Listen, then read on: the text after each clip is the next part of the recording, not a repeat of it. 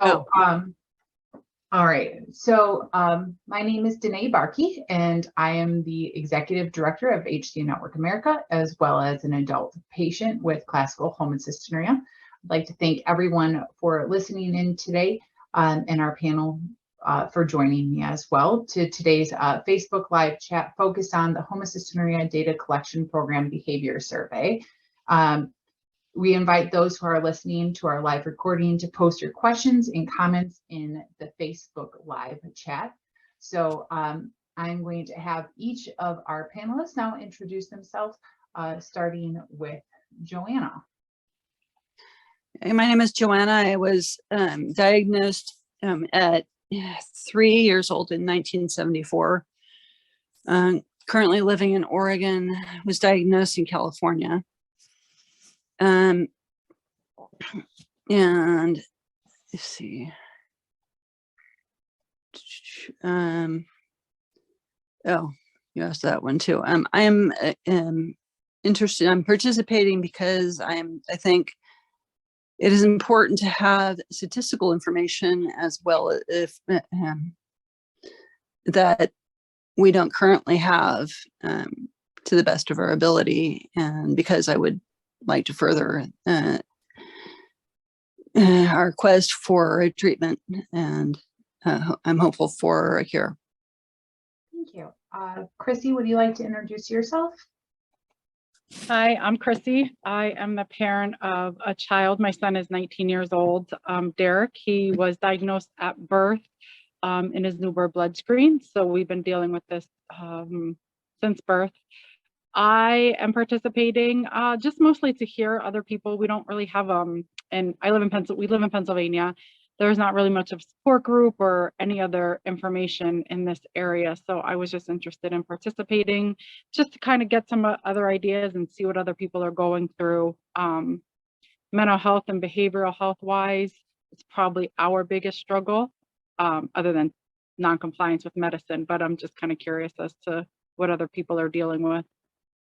Wonderful. Well, we have one more panelist who looks, I think she's having some connection problems. So when she hops back on, I will have her introduce herself. Her name is Brooklyn. So I'll at least give you guys that. And so we'll continue anyways. But the behavior survey focuses on 20 different behavior and mental health aspects. But today we will only be talking about a few of them due to time. It is important to note that while the Homocystinuria Data Collection Program asks questions, this does not mean that all these areas are directly knowingly tied to homocystinuria. Today, we are sharing our experiences around the areas that are in that survey, which may or may not be tied to homocystinuria. To help us further understand the mental health landscape of patients, we ask you to register with homocystinuria.rarex.org and take the behavior survey. It looks like Brooklyn is back with us. And so we're going to give her just 1 second here, and then we'll have her introduce herself if she's able.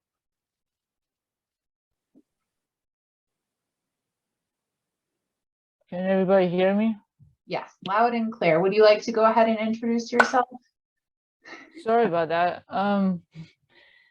Hi, I'm Brooklyn, and I was the. Oh boy. I think she's still having some connection. Oh, you lagged out there for a second. Can you repeat what you said? I apologize. I apologize. I said my name is Brooklyn, and I was diagnosed at the Mount Sinai Hospital in New York City. And I'm here because I'm one of the first people to survive living past 30. And I am curious to know what to expect in terms of health, mental health included. Okay. Were you diagnosed through newborn screening or were you diagnosed later? I was diagnosed at age 7. Okay. I think you probably included that, and then that's when it lagged out. Just wanted to let people understand a little bit more of the scope.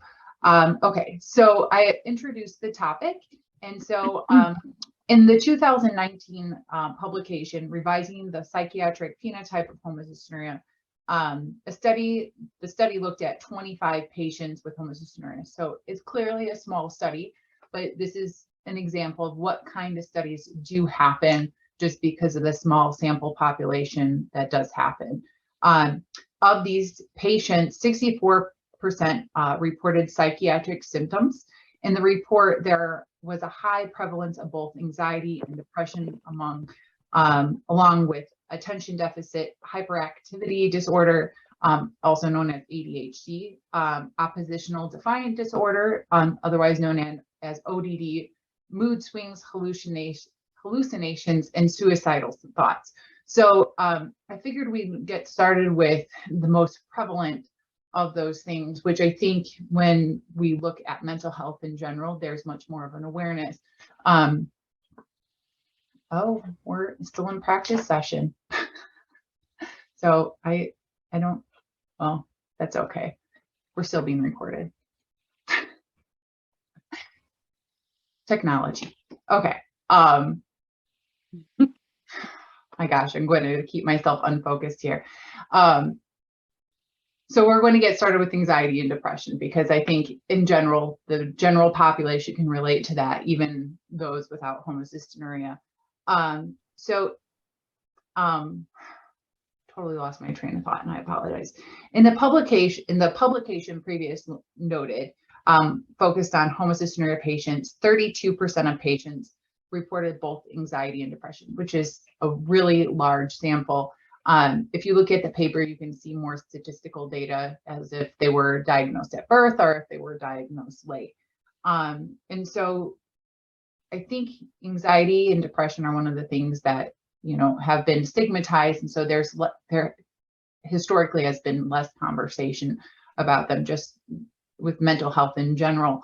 And so one of the questions I have here is, when did your anxiety symptoms, or in the case for you, Chrissy, your child, when did they become first apparent, and what were those symptoms?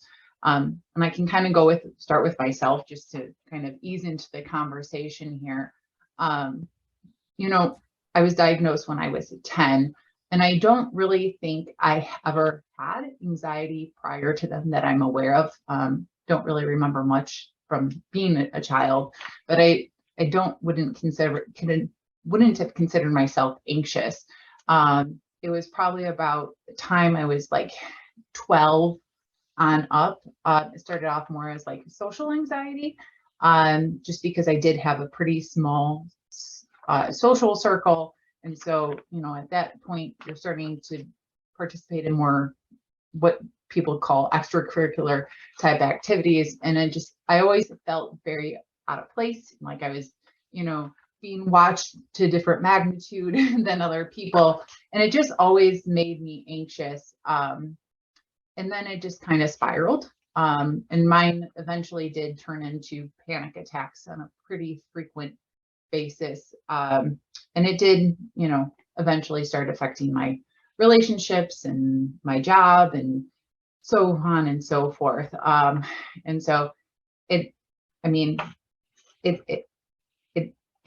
feel like these two topics kind of blend well together because anxiety does, in my case, it led to some depression issues, which we'll get into later. So for any of you, when did those symptoms, initially come on the scene, or how did they initially present themselves?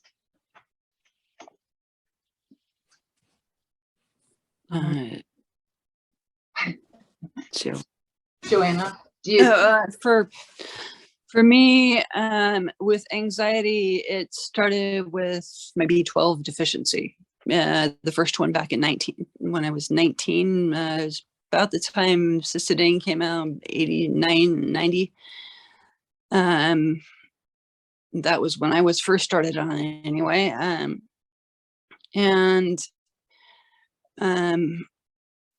That I think the anxiety and hallucinations kind of correlate. for me anyway, because I was seeing hallucinations then, and that did continue through the B12 deficiency the second time in 2011, and my stroke. But it with me, a lot of group situations can be intimidating for me. I used to run a movie group before I found out about HC Network America. And I was managing 50 people on early entry screenings of movies before they came out. That could get pretty stressful. There was just with, but as far as this, the strokes and the B12 deficiencies are my main territories. It does still continue, but without the hallucinations. Okay. I think that, and I think that's good for people to recognize is that, for those with B12 deficiency, that is one of the things that, they advise you to have your levels checked on, because it does have a mental health impact, and that goes for the larger population as well, as that they do recommend B12 screening, because they're finding that when you do have B12 deficiency, it can lead to other mental health issues, and that's just even in the larger population. So it's increased importance in the homocystinuria population, obviously, just because we don't really get B12 naturally in our diets, unless if you're taking your formula or supplementing, and you still might need to supplement even with the medications that you're prescribed.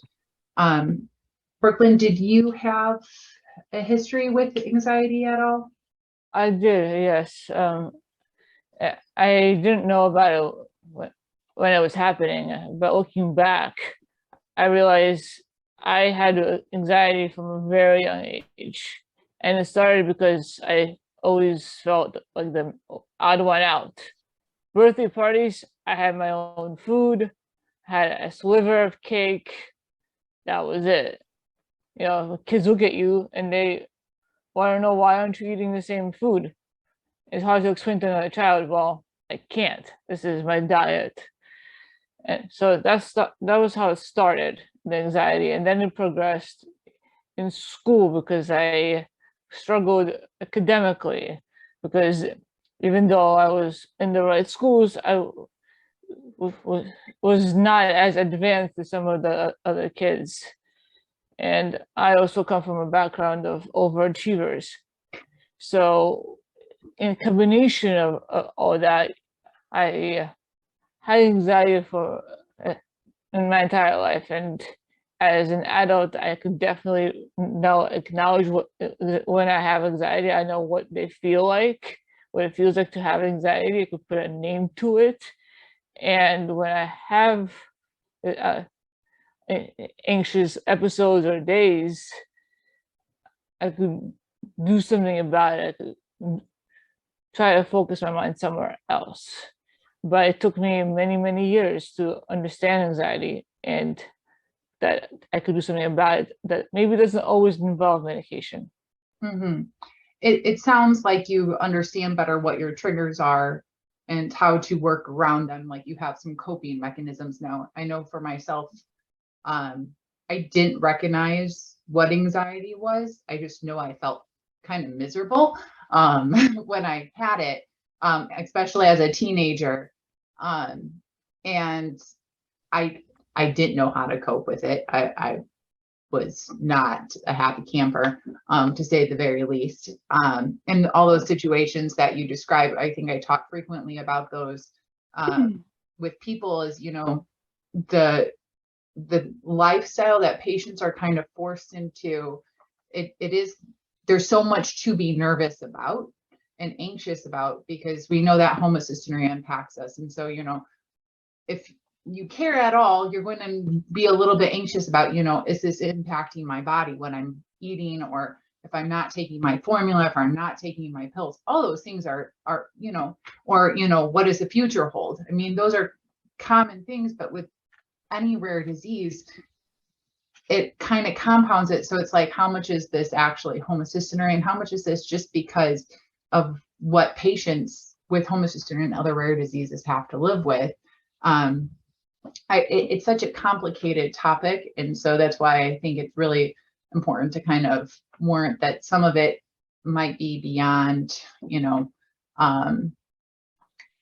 be beyond homocystinuria, but, you know, it might just be kind of the circumstances that the treatment also creates. And so let's talk a little bit about, you know, anxiety in relationships. I know it definitely impacted my relationship.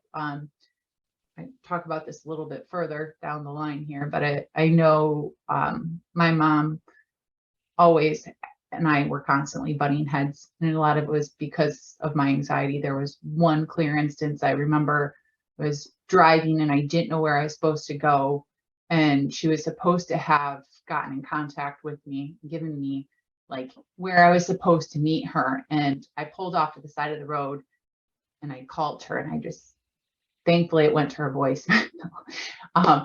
But I just let her have it in the voicemail because, you know, even though I was totally safe, anxiety makes you an irrational human being.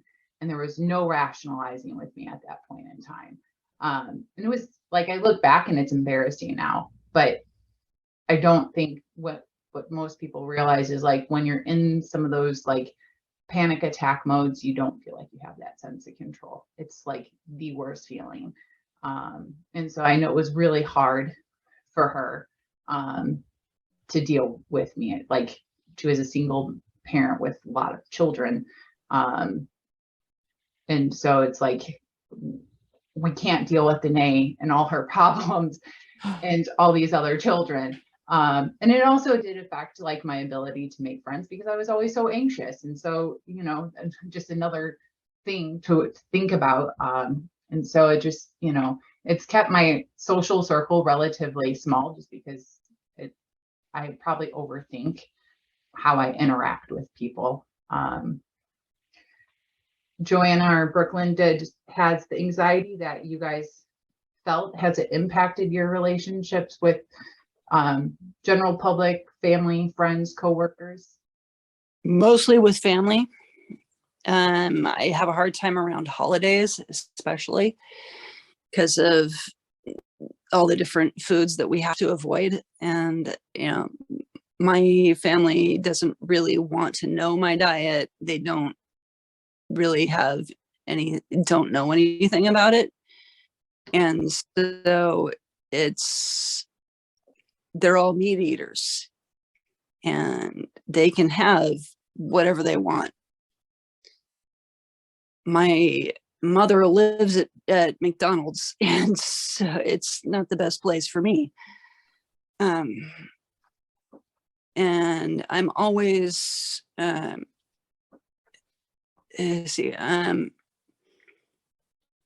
whenever I travel, traveling is another one. My mom, well, sometimes she'll say you can bring the formula. Sometimes she'll say you can bring the foods, but it's never both. And so with the formula, I've started sending it, having our food room send it to wherever I'm traveling to. Mm-hmm.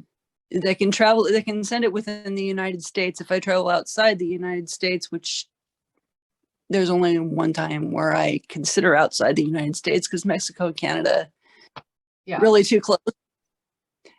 And so the only place I really consider outside the United States that I've been to is England.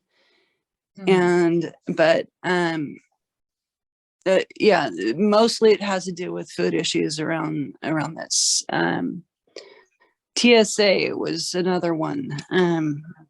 With this last trip, I also brought a blender with me because I do use them to blend my formulas, and because it's a dry powder. And I'm finding that the liquid is actually easier to handle because you don't have a blade involved, and that's what TSA gave me the biggest fight over.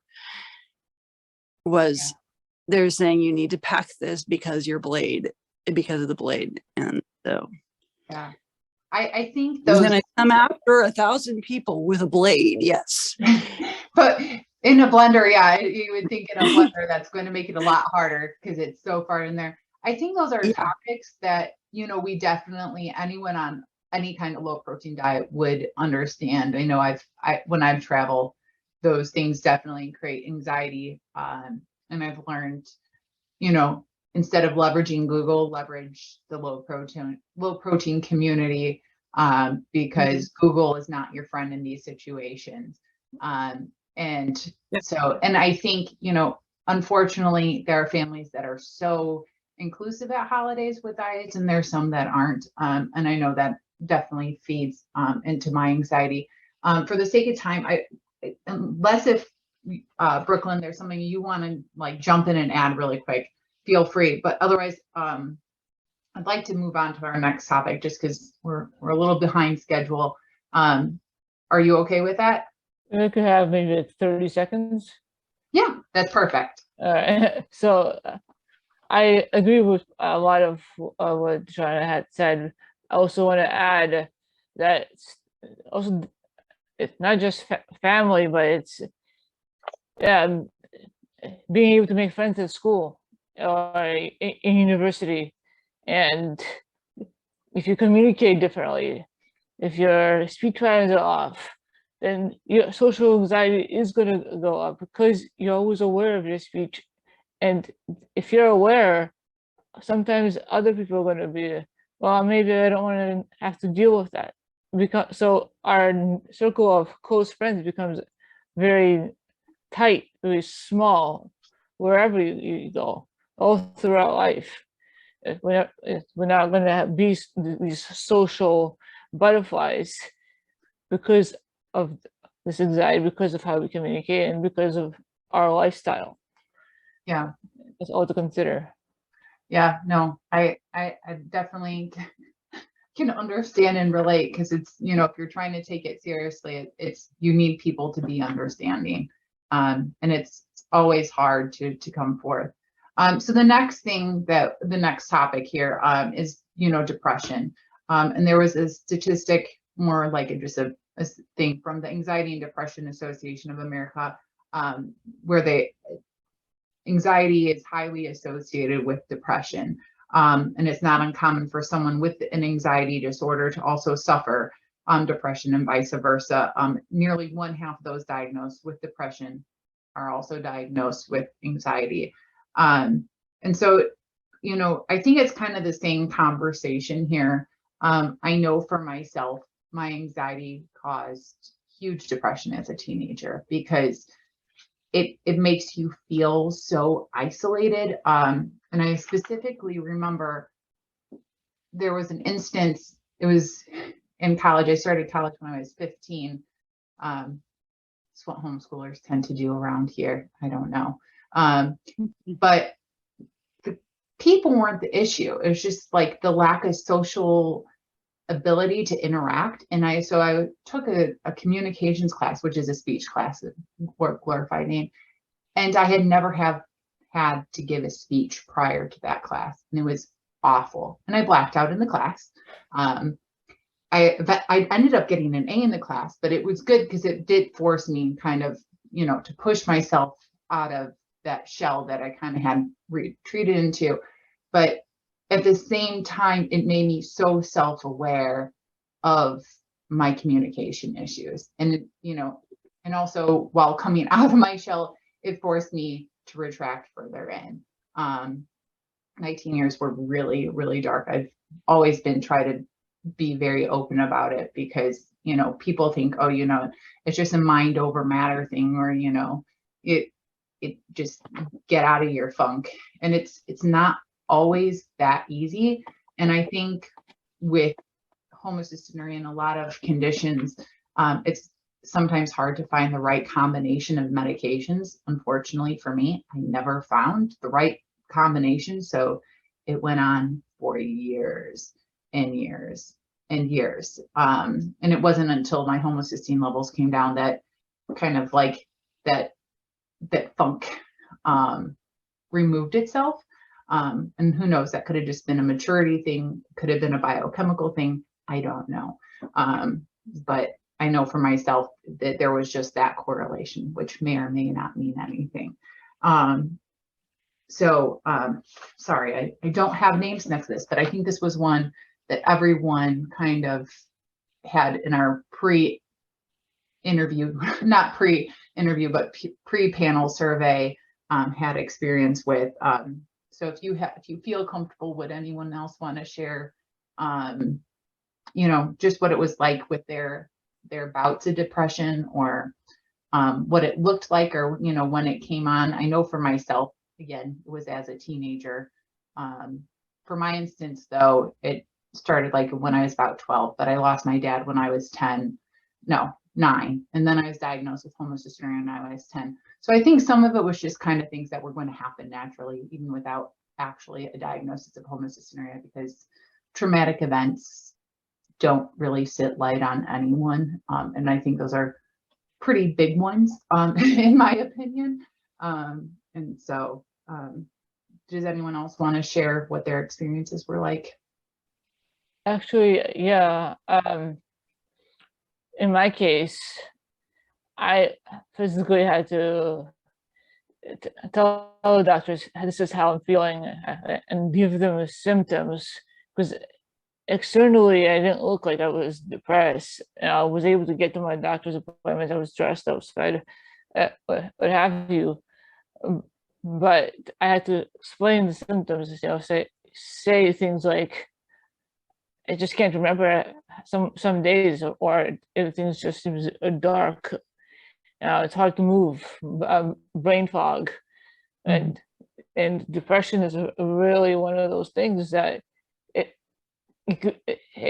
probably mimics so many different other disorders that doctors are not going to jump at that first, even though it's probably so much easier to diagnose. Much like you, Danae, I spent many years, even though I was on diet, I couldn't figure out what was causing my depression. I still don't, but it goes up and down, and because people can't see it on me, I physically have to tell people, and that's when anxiety, back to the anxiety, because I'm not going to be around my friends, I'm not going to be around people, I don't want to talk to my family and friends when I'm just down, and I could go weeks and days of just not even realizing how much time I missed. Yeah. It was an interesting situation. I know when I was really depressed, I didn't have the energy to really interact with my family, because my family didn't have the understanding. And so I wrote a lot of letters to my mom, because that was the only way I didn't get like these very ignorant commentaries like, oh, you just need to get out of bed. Oh, you need to be doing this. And it was the only way I could explain myself to her without feeling additionally judged, which just, made everything worse. And it's interesting to me, because I look at how teens communicate now, because I was a teenager a really long time ago, and how they communicate is through texting. And I was like, I did my texting of the day. Like, rather than talking to my mom, I just wrote it down, and that was how we communicated. And we communicated that way for years. And it would never be me directly handing off the letter to her. It'd be like me leaving it in her bathroom, because I felt like I had something I had to share with her, but I didn't want to have, because I knew if I did it, handed it off to her directly, she'd just make it a conversation. And then that's the last thing I wanted. I didn't want to make my feelings a conversation. Like, they were just my feelings. Here, be aware of them, and let's not talk about it. But I think, you know, when we're looking at the people that we're trying to get through to, you also have to look at, you know, what is the best way to communicate? Because sometimes you're going to try to get them to open up. It's not going to necessarily be a face-to-face conversation. So be open-minded, people listening to how you're communicating with your child, if it's your child. And no, Chrissy, you probably do a lot of texting with Derek. And so, Joanna or Chrissy, do you guys have anything you want to add on the depression front before we move on? With me, a lot of it was when my father passed away also. He passed away the same year as my stroke, major stroke. My father helped me get back on my feet. He actually saved my life also during my stroke. He was the one that drove me to the hospital. When my family has always been against calling 911. And so it wasn't an immediate thought for me to call 911, even though that was an emergency situation. Yeah. And then, but after I got out of the hospital with that stroke, my father helped me get back on my feet. He did pretty much everything for me, and helped me a lot with the medical foods, even before he passed away. He was got all the stuff to make a bread for me, and helped me with the formula issues and stuff. And he was actually interested. Mm-hmm. The only one in my family that actually showed any interest. And after he passed away, I kind of gave up. Mm-hmm. It was like, I can't do this anymore. You felt like you lost all your support. Right. I did feel like I lost all my support. Like I didn't know how to do anything for myself. And so I just gave up. I relapsed. Mm-hmm. And quit taking the medications, pretty much didn't follow the diet again. And was even throwing out medications and hiding them from family. And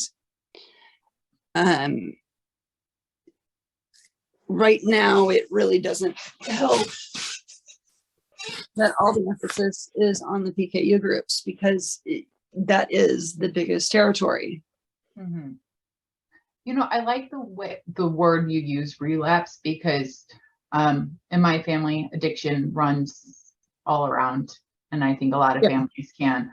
But that, you know, it's interesting, the people that I've been able to connect to and that understand how hard it is, because it, you know, it's a choice every day to be on diet, and it's a hard choice, and they're the ones that recognize it. They understand how hard it is, you know, because we have to be around food. You can't just not be around food. And the unfortunate thing is, for addicts, you know, it doesn't matter if it's alcohol or food addiction. Those are things that you end up having to be around regardless of if you like it or not. And, you know, being in those situations where, you know, there's, for a diabetic, birthday cake is going to be at birthdays. For an alcoholic, you go to celebrations, there's likely going to be alcohol.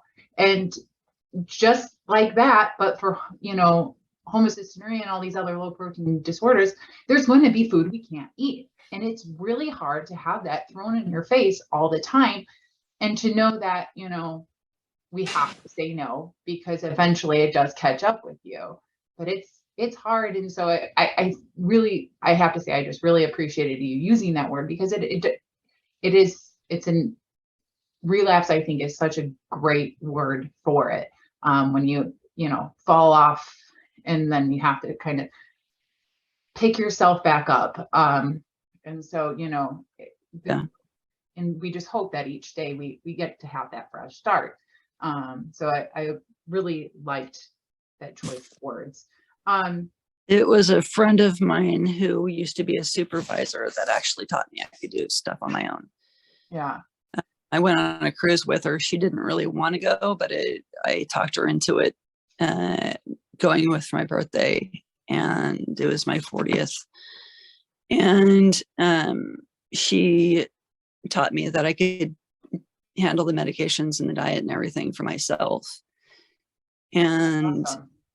that was where things really connected. And unfortunately, she befriended me, but But after I have that, to say, like that, that's the one thing is when we are able to take control, it is empowering, because it is our lives. And we do have to like steer our ship pretty much forever. And so, the last thing I would want is to give that control to someone else.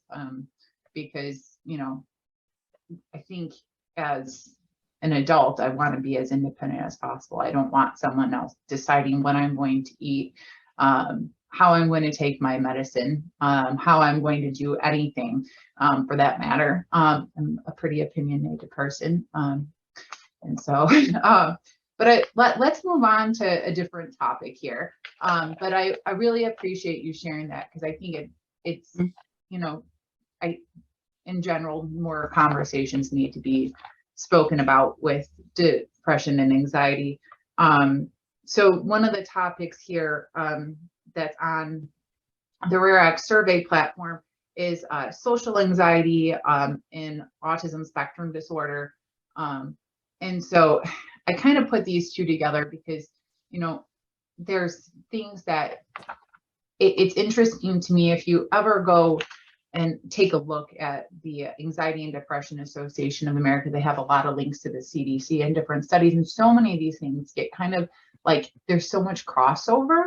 But what I also thought was interesting is that there's a paper that was published last year in 2021, Inborn Errors of Metabolism Associated with Autism Spectrum Disorder, and approaches to intervention. Suggested there is an increasing evidence suggested that autism spectrum disorder may be associated with inborn errors in metabolism like HCU, and they specifically mentioned homocystinuria in the paper. In some of the patients who are diagnosed late and seem to have more of a severe onset are sometimes suggested that they might fall into this realm. So Joanna, I know you had mentioned to me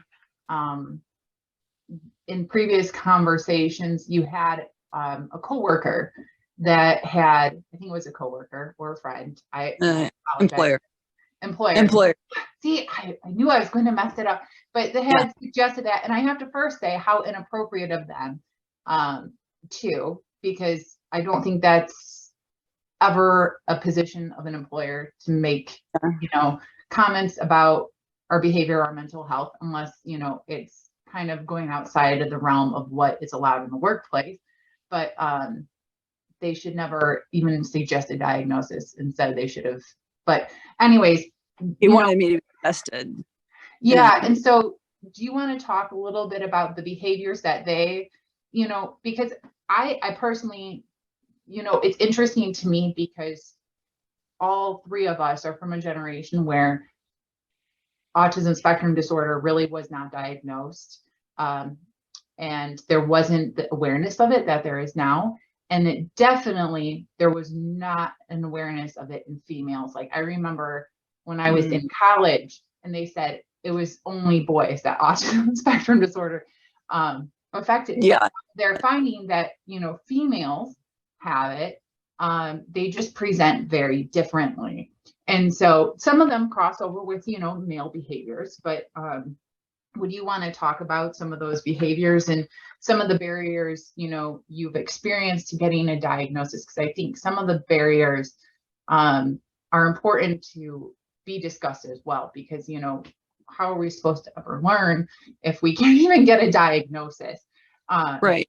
So exactly. Do you want to talk about that? Sorry. I know I've asked that like 3 times. The main reason why I can't get a diagnosis is because they don't test adults. At least in Oregon, they don't. They'll do it for children, but they won't do it for adults. And so I did talk to my doctor and my genetic doctor and my PCP on it. My PCP went a little bit more into detail and said it's a fairly new thing, and so they don't. It was the reason why he gave me that they don't do it. Mhm. I did talk to one person who that employer did show me off of Google, who he thought it was free testing, but it turns out it was just a consultation was free. Mhm. They were actually going to charge you, I think, $2,000 to get tested. Wow, that's crazy. And I'm like, I can't afford this. Yeah. And so, but growing up, I can think along those lines. As much as I hate to bring my mother into this, she did notice that I was really slow talking. I was the last one in my school to learn how to tie my shoes. At about 7, I learned how to tie my shoes. They threw a party for me. It was, I had a hard time learning reading and writing. Mhm. I learned how to write by drawing in sand. The teacher guided my hand in sand. So just that they would think of that type of thing that early on, because this was back in the 70s. Yeah. It's interesting to me because there's so much, like, in general, though, one of the things that, when you look at the symptoms of homocystinuria, especially in the pediatric population, when they're looking at symptoms, gross motor, fine motor skills are typically delayed. So walking, riding a bike, crawling, those kind of things. And then for fine motor, it's that ability to grasp a pencil, or, when the little kids, they have like the square cube, the cube that they have to fit inside, and getting the eye-hand coordination to line up. And those are things that many patients who are delayed diagnosed have more trouble with. It's not across the board, but it does exist.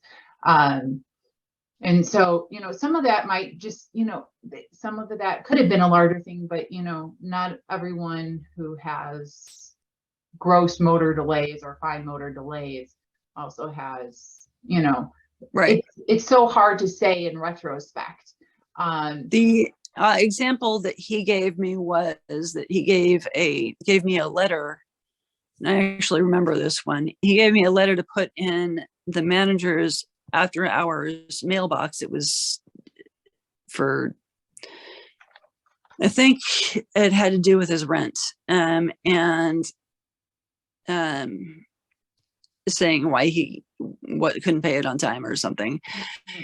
And it didn't have a stamp on it, and I put it in the outgoing mailbox. And so that was the example he gave me. Yeah. But we did end up, he was a chef by trade, and I did have a lot of cooking things with him, being able to line up a knife and that type of thing. Cooks want things precise. They want exact measurements. So if it's a millimeter off, it's a problem. If it's also weighing foods is another thing, which we have to do all the time too. But and I'm just finding out now, if you put the cup on the scale before you turn it on, you don't have to erase the scale. You erase the number. Yeah, no, the like things that people don't think about with, who aren't using a scale regularly. We take for granted some of that knowledge. I'm looking at our clock here, and I don't want to run out of time, but I know there was a couple things I had also in this section. The social anxiety part, and then also eye contact. And so they kind of all, to me, and they fit some of this mold, because, one of the things I remember growing up, and I looked back and I questioned, did I sit on the spectrum at all? Because I had terrible eye contact. There was a lot of other things. I had trouble making friends. I had a lot of sensory issues. I couldn't wear socks till I was horribly made fun of for my smelly feet in middle school. And so, you know, there was things that it's just like, maybe, but I just was never diagnosed. And so, but one of the things that always was an issue that came back to me, and it finally I started working on it in college, was my inability to make eye contact with people. And if now I can stare someone down, like if I really have to. And so, it was hard. It was so incredibly hard. So if I had if my mom, she was notorious for saying that, she's like, look at them when they're talking to you. And if I did that, then I couldn't hear anything they were saying. It was just like, oh, I'm making eye contact, but I don't know what's actually going on. And so I think that's, you know, What's the sound? I don't know. Anyways, that's just, you know, that's okay. Inability to make eye contact. So I know that was one of the things that really, it was hard for me. And I think that's one of the things that a lot of people, you know, maybe not to that degree, but I just remember in college, there was a friend I had, and we were sitting at one of the cafe places on campus, and we were working on homework, and we were having a conversation about something, but I was looking down the whole time, and they were like, you never look at me. And it really, they were so bothered by it that it ended up actually being what ruined our relationship just as a friend. And and it had such a huge, profound effect on me that actually after that I realized, okay, maybe I have to actually start looking at people when I talk to them. So it was like, all right, I'm going to find something to focus on that's not their eyes. So, you know, their ear or their chin, just so they could feel like I was looking at them. And I eventually worked my way up. But it was so hard to hear that from someone, you know, that I value their relationship and friendship with. And then for them to be like, I can't be a friend with you because you won't look at me when I talk to you. Because to most people, it's disrespectful, but it's just like, yeah. If you want me to look, I could not hear them. The whole world went silent if I looked at them. Brooklyn, I know you had commented, not so much, maybe it was on the eye contact, but I apologize if it wasn't there. But, you know, yes. Okay, about, you know, how how did that impact your relationships and friendships, and so forth? I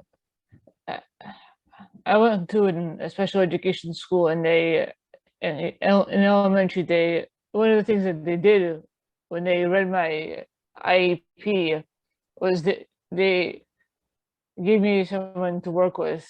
And one of the things I wanted is to look at them. But like you said, it was really hard to look and listen. Or I would hear some things, but it wouldn't enter. I would misunderstand. It took me a long time to be able to look at someone, pay attention, and talk back. That's probably why friends were hard to make as well. Yeah. In my case, I know that the more comfortable I am with a person, the more easier it is for me to make eye contact. If someone makes me feel like they're looking through me and they're not really wanting my attention, I can't look at them for long. I look and I look away.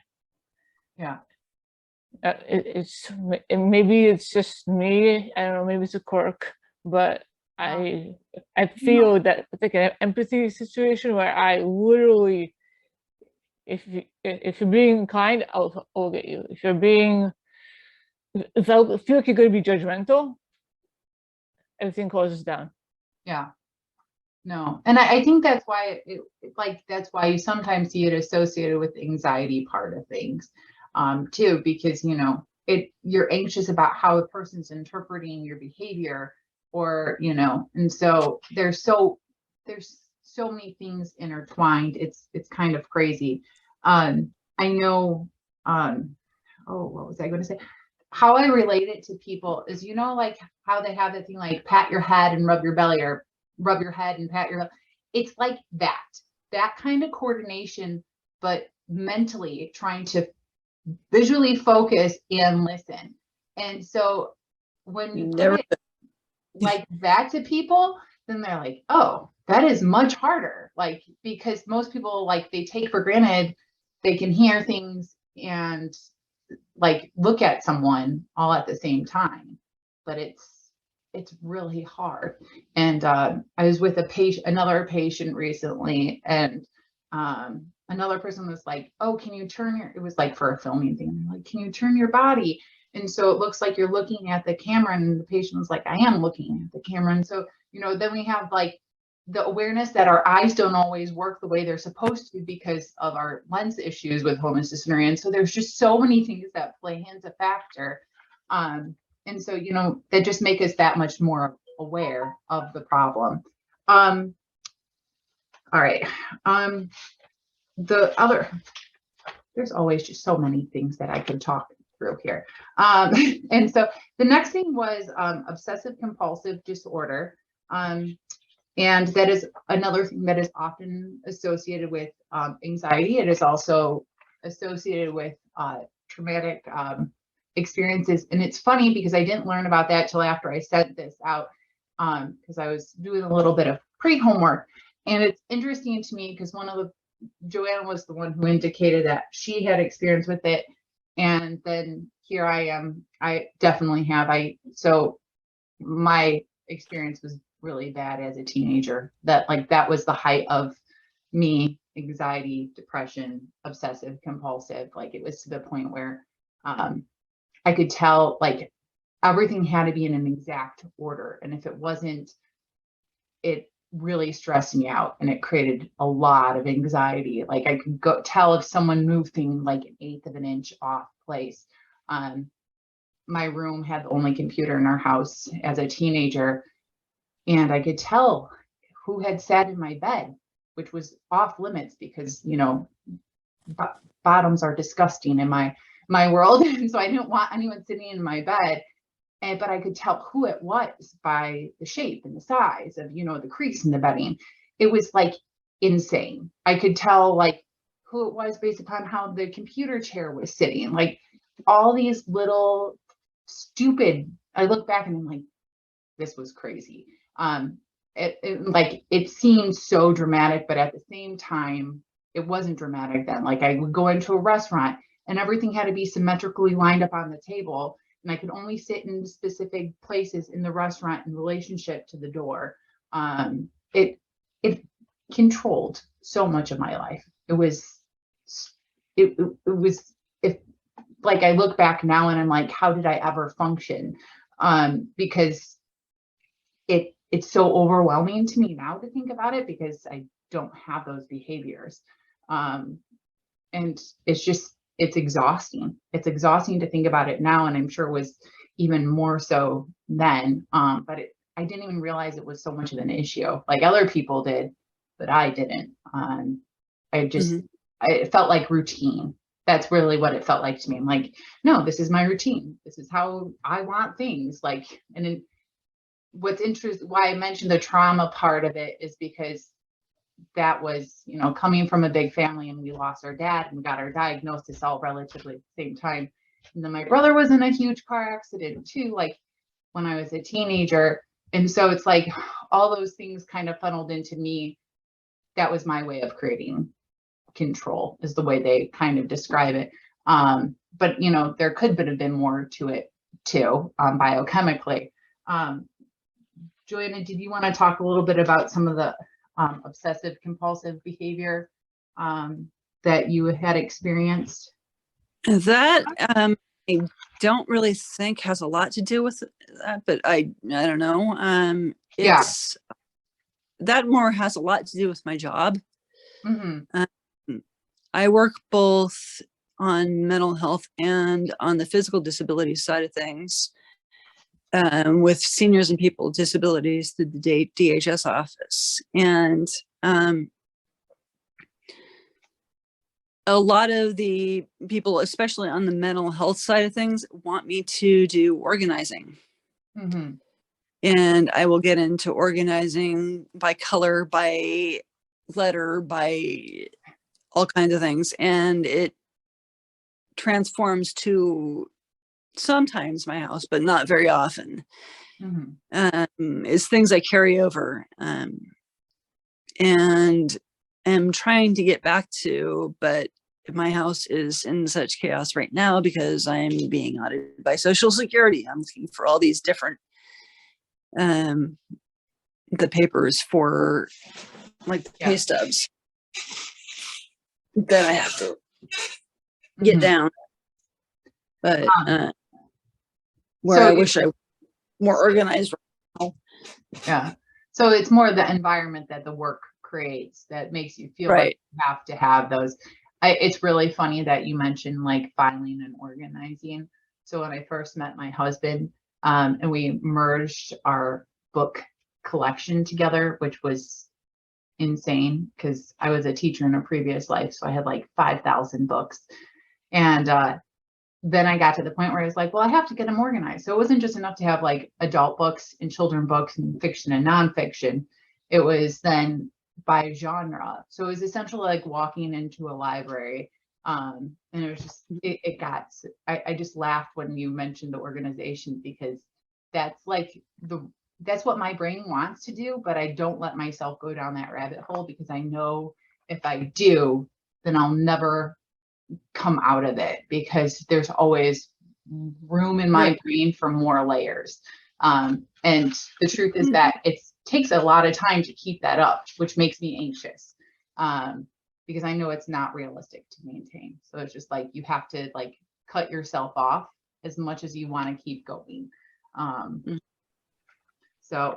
Even with that last employer, he wanted me to organize by size a lot. Yeah.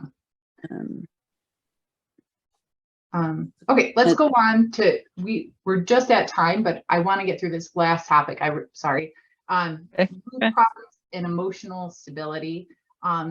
So in the original study on homocystinuria patients, 4% of them indicated mood swings. So I think this one is probably larger than what was indicated in that study. Just it's interesting to me having conversations with parents, and I have a note in here. I get frequently asked by people, can you feel when your levels are higher? And I used to think I could. I still think I can to a certain degree. Brain fog seems like a higher thing when my levels are higher. And now I just have more general anxiety, but I have it more often than not. But one of the things a lot of parents have indicated is that they can typically tell when their child's level are higher because they just seem more moody, and they don't seem as level-headed. I don't even think that's the word. They just don't seem as rational. It's hard to describe your own children. Even having a child myself, I'm like that. That could be so many things. So Chrissy, as a parent, do you notice any correlation, or there are certain times, with where you think that Derek, some of his mood stuff might be related to homocystinuria? Do you think and you have other children as well. So how do his moods, and I feel bad asking this because you are a parent and no child wants to be compared. No. But how does it compare? I can definitely tell when he's not taking his medicine. I mean, it's, as soon as I can hear it in his voice.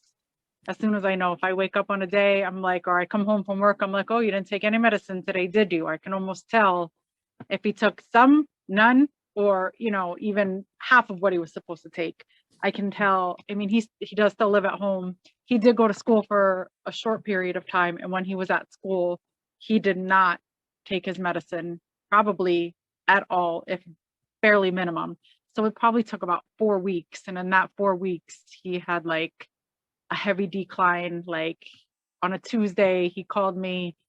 He was not having a good day. By Friday, he had packed his stuff and moved home. Wow.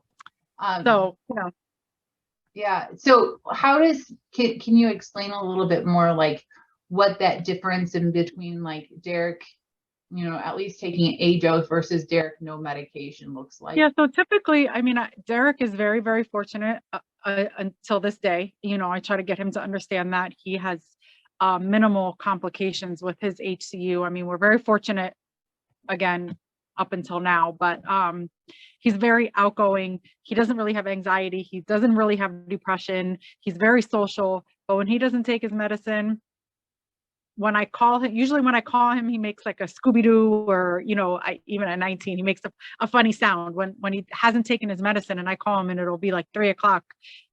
I could tell, hello. He's very monotone, doesn't want to talk, doesn't have anything to say, answers with 1-word questions. Where normally, I mean, Derek always has very high levels. But I think he's just kind of balances out at that. So when they really go high and he doesn't take any medicine is definitely when I can tell he's just like he's a completely different person, in my opinion. In teenagers, they have mood swings. I mean, he hasn't really like all of the anxiety and stuff. He's just gets very short tempered. So when he's not taking his medicine, it's that communication. I've really had to learn how to communicate with him, even as far as taking it. He's 19 years old. I'm still putting out his medicine. And I still monitor. If I don't put it out, I can't monitor what he takes and doesn't take. So as long as he's still living at home, I'm still going to put it out for him. That way, if I come home at the end of the day and he didn't answer my phone call, I'm like, oh, he didn't take his medicine. Now I know what the problem is. Yeah.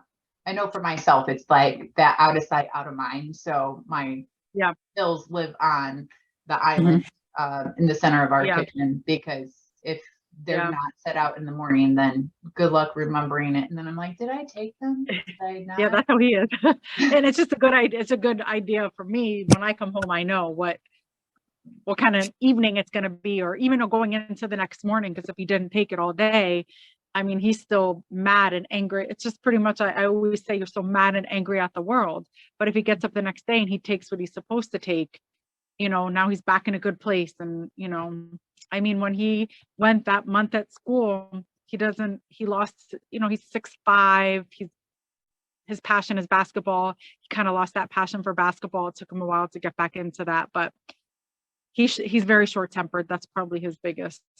He has zero tolerance. If he doesn't like it, he just walks away from it or stops it. He had some issues with school. Like, he wouldn't even give it the opportunity to finish out or try to finish the semester. But when he's not taking his medicine, he has zero thought process. It's how he wants it, and that's going to be the end of it. And you can't talk to him about it at all, because, he's right and I'm wrong. Yeah. Sorry. I know, Brooklyn, you indicated, some, like, you had experience with mood swings too. Sorry. And I know that sometimes I'm always questioning myself and things, and I know I probably tend to overthink things. This is just my world. And so, sorry, I'm going to just read my question as I have it written, because that will be easier than me trying to redecipher. It says, many people experience, or who have children who have experienced mood swings, often wonder a question if it could be something more complex, such as bipolar. I know you had shared that you did have experience with bipolar disorder. How would you, and you also indicated mood swings. So how do you discern what is one, or does, would it, and I'm not a psychologist, I'm not a psychiatrist, I don't have, and so, if you have people listening that are trying to discern, is this just my moody teenager? Is this mood swings, or is this something much more complex? Because I think there is it's a bad understanding what bipolar really is. And I get that's the only way I can put it. And so what is your experience, kind of how you would decipher the two in yourself, or maybe they all that maybe they do kind of blend more together. Would you want to talk to that? Yeah. I actually just want to clarify something, because apparently there are multiple different kinds of bipolar. And when I was originally diagnosed, it was bipolar 2, not 1. The bipolar 1 is a kind that you see in movies and TV that everybody knows about. The 2, that the mania is called hypomania, so it's a different kind. It's a much more mellow, and oftentimes it's also it's not like, oh, I'm gonna go out and spend hundreds of dollars in one place. I could get irritated and mood swings, and in myself, I could never know if my levels are too high or not. I mean, I follow diet. I'm on my medication, but I know that I could wake up with a brain fog or not. I know that I wake up with body pains or not. I really can't explain whether HCU is making an impact, or is it my brain function. I do know that I'm fortunate. I don't have too many those mood swings. I get more of the depression, which is more typical of bipolar 2. But for me, yeah, it's more, I get angry faster. I can't listen. So if you could imagine a hamster wheel, constantly running. That's kind of how these symptoms manifest in me. So it's really hard to know. Oh, are you depressed? Is it brain fog? Is it something else? I also had my thyroid removed a few years ago. It's a bunch of things. So, to be honest, when I was first diagnosed, I wasn't really sure if it was right, because I said, like you said, HCU and bipolar, it could be very linked, it could be not. And this was enough years ago where this wasn't even studied. Yeah. So, well, and the thing is that I think you know, the truth is that, you know, even say it is homocystinuria, that makes it, the treatment probably is going to look the same. And one of I was talking to someone else, because there's a movement to put together kind of a psychosocial support network for patients with metabolic disorders, which I think would be wonderful. And, you know, what they were saying is that, you know, the general public, when we're trying to address mental health needs, you know, it's not always a one and done, here's a medication and it's going to work for everyone.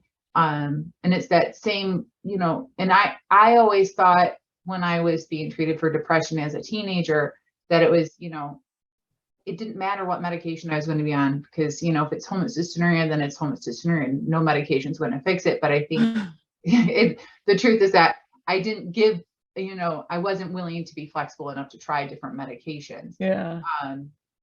So in my case, most SSRIs, I've never worked. SNRIs give me bad reactions.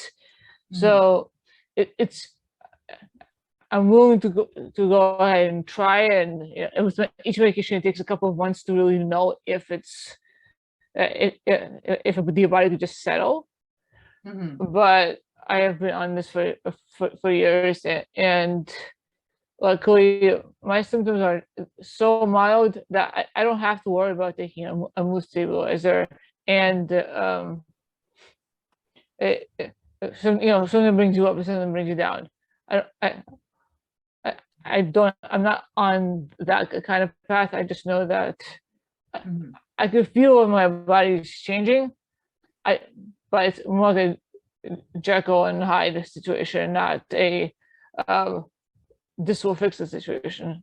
You know, so most people can't even tell unless when they hear me. My speech patterns change. I appreciate you explaining that difference of the different types of bipolar. You know, I think because there's been so much stigma around mental health, there's not been the conversations for the general public to, understand that, most mental health things are on a spectrum. They don't, or behavior things are on a spectrum. It's not just like, this is what it looks like. And so I appreciate that, because I think, you know, what awareness we do have, unfortunately, does come from movies. And so it's, you know, everything is so sensationalized. And so it's not really what it's like in so many cases. So I appreciate you, you know, sharing that there's actually these different levels, and, you know, they present differently depending. And I, you know, I think about homocystinuria that way, because, you know, and doctors are always like, oh, well, it looks like this. And it's like, no, homocystinuria does not look like just this. It looks like this and this and this and this and this. And here I am, I have a brother with homocystinuria, and how he presents is totally different than I present. And even in the symptoms that we do have that overlap, they look totally different. And so, you know, I think I appreciate you sharing that. We're over time, so I just wanted to ask, you know, is there anything that you guys feel, or the group here, I should say, sorry, just said there was a comment, but it was just hearts. Hearts are good. And so, is there anything that you wish we would have shared earlier, or, you know, advice to patients or parents of patients that are listening?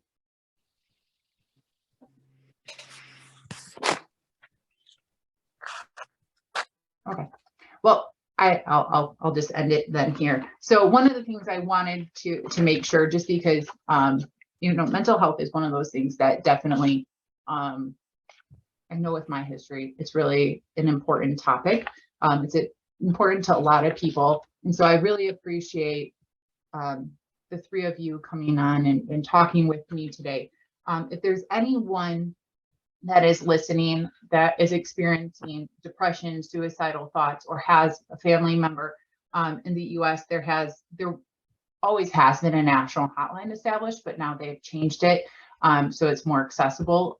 You can text or call, but it's star or pound or hashtag, whatever you want to call that symbol. It's pound 988. And so if you text or dial that number here in the US, it will put you through to a crisis counselor who can help you, work with you to get you set up with services to help address your need. And they can talk you through what you're currently going through. And so I think it's really important to know about services. I also wanted to mention, going back to when we were talking about autism spectrum disorder, and just in general, any of these mental health things as adults, because so much was not recognized when we were younger. A lot of this is hard to get diagnosed now as adults, because, you know, they think, oh, it came on as a child. Most states in the US have a program called the Department of Rehabilitative Services, or something along that lines. And they can help you get set up for free neuropsych testing. And then they can also help with different services related to that, job placement and so forth. And so there are programs out there. It's just being able to identify them. So if you do need help, let me know, and I will try my very best to identify them or find someone that can help identify them for you. But I'd like to thank everyone for attending today. Our panelists' experiences matter, your experiences matter. And so, you know, in order for us to ever get proper care, and for things like Joanna was talking about with autism spectrum disorder, you know, it's not a childhood thing. Adults have that too. If we are ever going to find out if, you know, these are homocystinuria related things, or if homocystinuria puts that at greater risk, we do need patients to enroll and share those very valuable experiences. And so this also will help children get a proper school accommodations too. So, you know, Joanna shared with us her memory of, you know, learning to write in the sand. That's an accommodation. And and there's so many more that can be placed. But until, you know, our problems are documented and put into a database where researchers can actually look at them and validate them and put them into a tool that can be shared out, we can't make things better. So I implore you to get on to homocystinuria.rarex.org and take those surveys. And I don't know where we're at right now. There's a data poll that will be happening actually within the next week.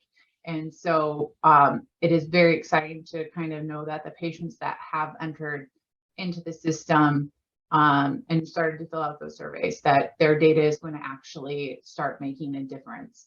And so again, the RareX platform is open to anyone who can read in English. And so it doesn't matter where you are at in the world, you are able to go in, make an account. You do have to be 18 or over.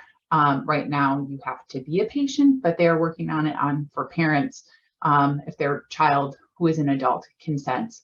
So there's a lot happening to make this more accessible.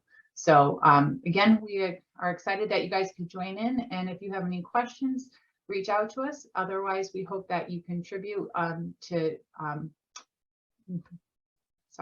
Empowering Progress with your patient data. Thank you very much.